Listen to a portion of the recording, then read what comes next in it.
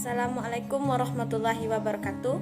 Perkenalkan, nama saya Erin Desvita. Saya dari Universitas Islam Negeri Sultan Syarif Kasim dari Fakultas Tarbiyah dan Keguruan, Prodi Pendidikan Geografi kelas 1B.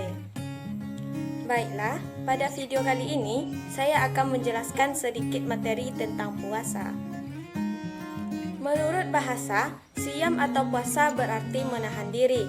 Sedangkan menurut syarak, berarti menahan diri dari segala sesuatu yang membatalkannya, mulai dari terbit fajar sampai terbenam matahari.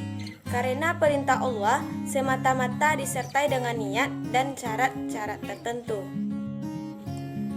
Penjelasannya selanjutnya yaitu tentang puasa Ramadan. Yang pertama, saya akan menjelaskan tentang Ramadan terpilih menjadi bulan puasa. Puasa Ramadan adalah puasa yang diwajibkan oleh Allah Subhanahu wa Ta'ala pada bulan Ramadan selama sebulan penuh. Bulan Ramadan dipilih oleh Allah Subhanahu wa Ta'ala sebagai bulan diwajibkannya puasa. Bukannya karena bulan Ramadan lebih istimewa atau lebih tinggi statusnya dari bulan-bulan komariah lainnya. Semua bulan tersebut kedudukan dan statusnya adalah sama. Puasa bulan Ramadan itu merupakan salah satu dari rukun Islam yang 5, diwajibkan pada tahun kedua sesudah Nabi Muhammad SAW hijrah ke Madinah. Puasa Ramadan diwajibkan atas tiap-tiap orang mukhalaf dengan salah satu ketentuan-ketentuan sebagai berikut. Yang pertama, dengan melihat bulan bagi yang melihatnya sendiri. Yang kedua, dengan mencukupkan bulan Syakban 30 hari. Yang ketiga, dengan adanya melihat ru'yat yang diperselisihkan oleh seorang yang adil di muka hakim. Yang keempat, dengan kabar mutawatir, yaitu kabar dari orang banyak. Yang kelima, percaya kepada orang yang melihat. Yang keenam, tanda-tanda yang dilakukan di kota-kota besar untuk memberitahukan kepada orang banyak.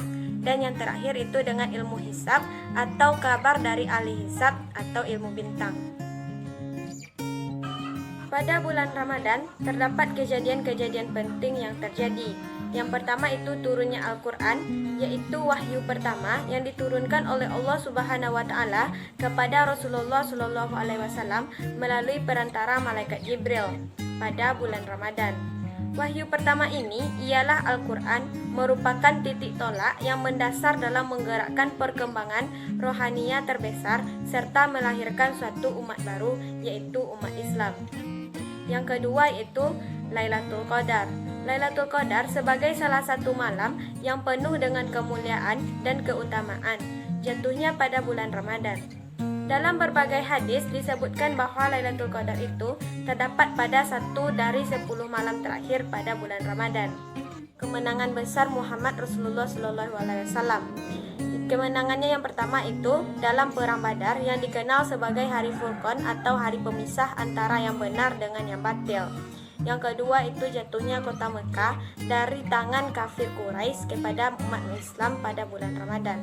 Selanjutnya itu waktu puasa Ramadan. Jangka waktu pelaksanaan puasa Ramadan adalah sebulan penuh, yaitu selama bulan Ramadan yang berkisar antara 29 atau 30 hari. Waktu puasa dimulai dari terbit fajar sampai terbenam matahari. Adapun macam-macam puasa sunnah adalah yang pertama itu puasa Arafah. Adalah ibadah puasa sunnah yang dikerjakan pada hari ke-9 pada bulan Zulhijjah bagi mereka yang tidak melaksanakan ibadah haji. Yang kedua itu puasa Senin Kamis.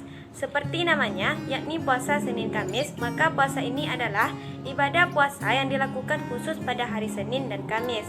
Yang ketiga itu puasa Tasu'ah. Puasa sunnah yang dikerjakan pada setiap tanggal 9 Muharram. Puasa ini dilakukan untuk mengiringi puasa yang dilakukan pada keesokan harinya, yaitu di tanggal 10 Muharram atau biasa disebut dengan puasa Asyura. Yang keempat itu puasa Asyura. Ialah puasa sunnah yang dilakukan pada keesokan harinya setelah melakukan puasa Tasu'ah. Atau dengan kata lain, puasa ini adalah ibadah puasa yang dijalankan di tanggal 10 Muharram. Yang kelima itu puasa Syawal. Adalah puasa 6 hari setelah bulan Syawal atau Ramadan. Yang keenam itu puasa Daud, dikenal dengan puasa selang-seling. Yang ketujuh, puasa 3 hari pada pertengahan bulan.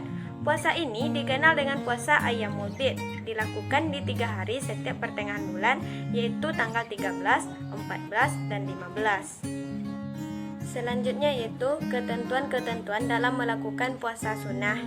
Yang pertama itu, boleh berniat puasa sunnah setelah terbit fajar jika belum makan. Yang kedua itu, boleh menyempurnakan atau membatalkan puasa sunnah. Yang ketiga, seorang istri tidak boleh berpuasa sunnah sedangkan suaminya bersamanya kecuali dengan seizin suaminya. Selanjutnya yaitu hal-hal yang membatalkan puasa. Yang pertama itu memasukkan sesuatu ke dalam rongga badan dengan sengaja. Yang kedua itu muntah dengan sengaja. Namun jika muntah yang tidak disengaja itu masih diperbolehkan untuk berpuasa. Yang ketiga itu haid dan nifas. Wanita yang haid dan nifas diharamkan untuk mengerjakan puasa. Yang keempat itu jima pada siang hari atau pada waktu fajar sadik telah nampak. Yang kelima itu gila walaupun sebentar. Yang keenam itu mabuk atau pingsan sepanjang hari. Dan yang ketujuh itu murtad, yakni keluar dari agama Islam. Selanjutnya itu hal yang dimakruhkan untuk berpuasa. Pertama itu hari-hari yang dilarang untuk puasa. Yang pertama itu hari raya Idul Fitri yaitu 1 Syawal. Yang kedua hari raya Idul Adha yaitu 10 Zulhijjah. Yang ketiga itu 3 hari tasyrik yaitu tanggal 11, 12, dan 13 Zulhijjah. Selanjutnya itu hari-hari yang dimakruhkan untuk berpuasa. Yang pertama itu hari Jumat kecuali telah berpuasa sejak hari sebelumnya. Yang kedua itu puasa wishal yaitu seseorang yang berpuasa tetapi tidak berbuka pada saat sahur. Yang ketiga itu puasa dahri, yaitu puasa yang terus-menerus. Yang keempat itu seorang istri yang berpuasa sunat tetapi tidak dengan seizin suaminya. Demikianlah sedikit penjelasan dari video saya.